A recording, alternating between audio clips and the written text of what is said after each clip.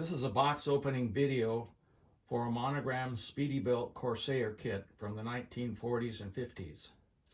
In the late 1940s through the 1960s, Monogram produced a series of flying scale models called Speedee Bilt kits. They featured a balsa sheet and stick and tissue composite construction. This F4U Corsair kit was one of the last of the series as shown in this ad. The ad also shows that the series evolved from light plane kits that probably were better flyers than later kits through more involved military trainers, fighters, and civilian racers. As the kits evolved, the number of plastic details in them became more numerous and more sophisticated. The Corsair kit represents the ultimate evolution of this line.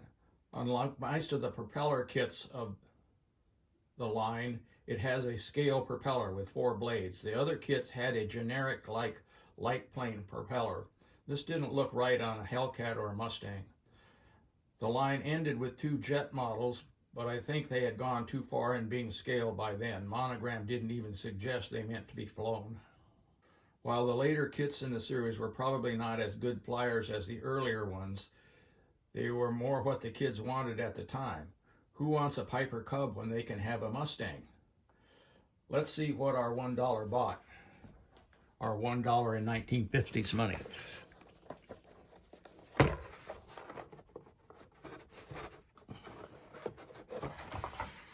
It actually is a box, which helps. Here are some paper gauges and an instrument panel.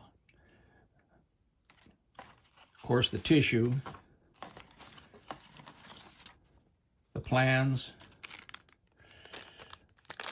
the hardware, wheels, and other little plastic part.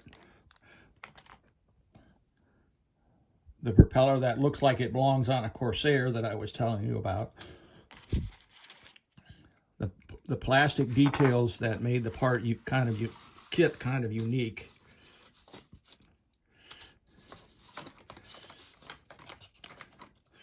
The balsa sheet parts are stamped out, die cast, so that they don't have to be cut out, which is really helpful. They are colored, but obviously it would be a lot better if you painted them.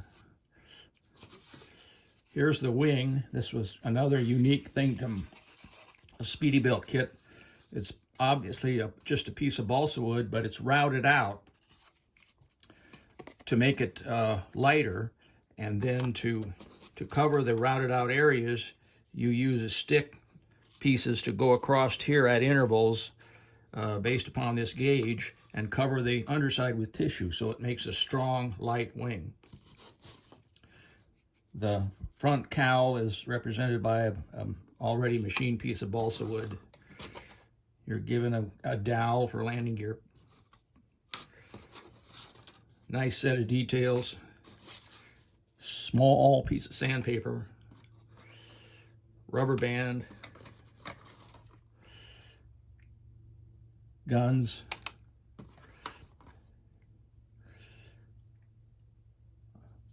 Maybe a third of a pilot.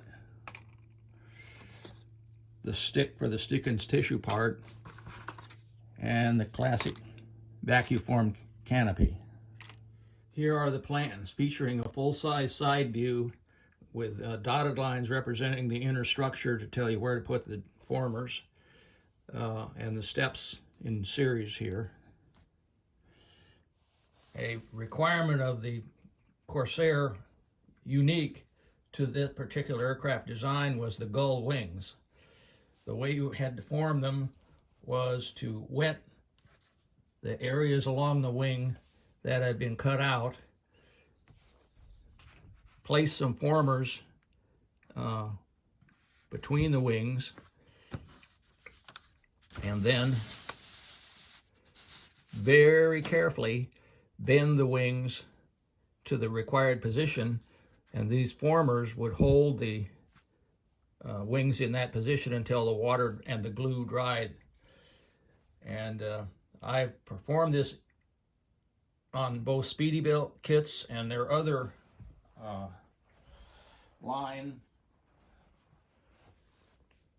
This is a 1/72 straight balsa wood. And you can, if you look closely, you can see it's done the same way. But I've never had it fail. It always seems to work, which seems very surprising to me. The back side of the plan continues the build instructions through completion. It always seems surprising to me that Monogram could figure out how to make what's essentially a round airplane fuselage out of slabs of wood and stick and tissue construction, and yet when you got done it actually looked like it was a round fuselage. They did this on not just this airplane, but the Hellcat and the P-47 as a minimum. You can see that had the classic two sides and formers to build the structure of the fuselage, and then the rounded parts were made with stick and tissue construction, or the solid balsa wood front cowl. Then the plastic parts were, or the tissue was applied and the plastic details. And at the very last panel, it tells you how to prepare the airplane to get the weight and balance right and test fly it. Here are all the parts laid out. Here's the other side of the wing.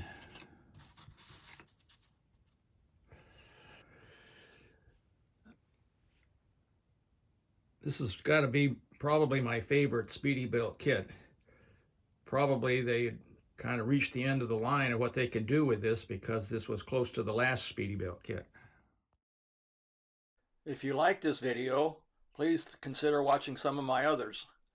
Also, I'd appreciate it if you give me a like and consider subscribing. Thanks a lot.